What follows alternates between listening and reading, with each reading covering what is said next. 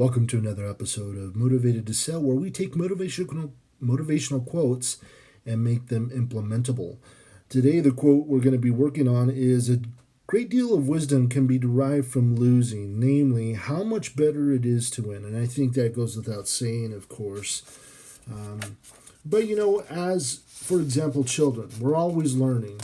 Like things of, for example, don't touch things that are hot, things that have electricity flowing through them, things with sharp teeth that growl, things that your mom and dad hold dear. Well, the reason why you wouldn't want to do that is because, most of those experiences, again, from an early age, typically involve pain, and most of us are not gluttons for anguish or even suffering. We too, as sales professionals, should be like that young child, always learning. One of the things that we can learn from, of course, is the pain that comes from losing. However, that pain should be a learning experience. It is something that we can gain so much value from if we really do the work there. So what are some of the things? Well, first, what can be discovered by missing out on a sale? What's revealed when things don't go as planned? Well, we're going to be talking about a few things, namely what can be learned. Well, the first lesson is not following up in a timely manner. So let's say you promised to have X by Y date, and now Z, the prospect or client, is leaving out the door. It can't be overstated. Timely follow-up is essential to the sales process, and I think we all know that.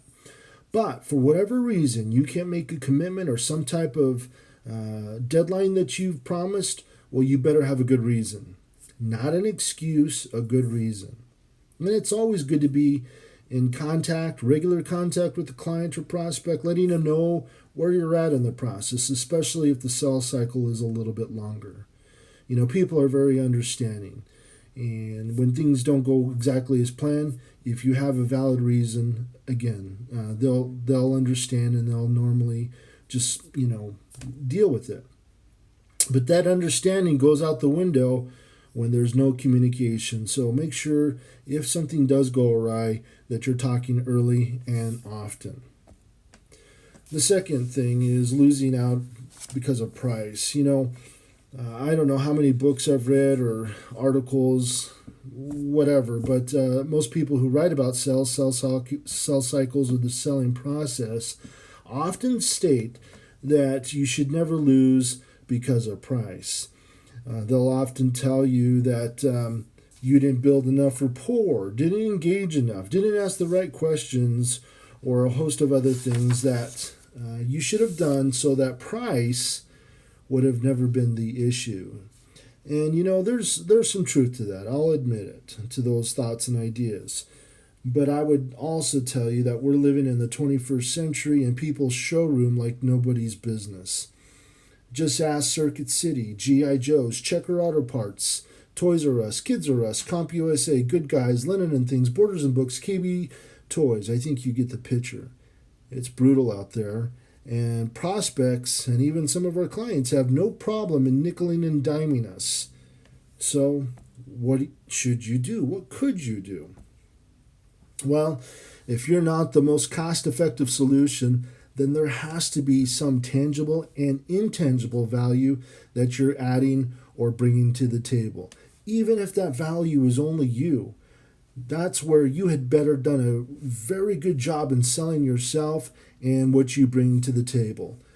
Stuff that the client isn't going to be able to find anywhere else. And it's possible. You just have to know what those things are for you and your specific industry or product or service. The third and last lesson we're going to talk about tonight is when a client leaves you. And really, we need to find out why. In most cases, it's because they perceive that you didn't care anymore about them or their business. Was there ongoing service after the sale, or did that just drop off the cliff? Are you routinely keeping in touch with them, or have you forgotten about them already? Are you continuing to exceed their expectations?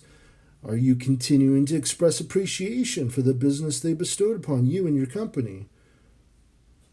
Or are you handling issues that arise, and they do from time to time, but are you doing it in a thorough and timely fashion?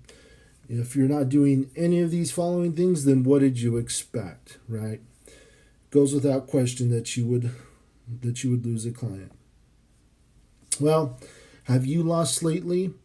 What did you learn from that experience? I would love in the comment section if you would write those down. We'd love to hear about them, those learning lessons. Well, as always, we hope you liked today's episode. If so, please give us a thumbs up and also subscribe to the channel, as we'll have some more content coming. And as always, we wish you all the best, because sales professionals make the business world go round.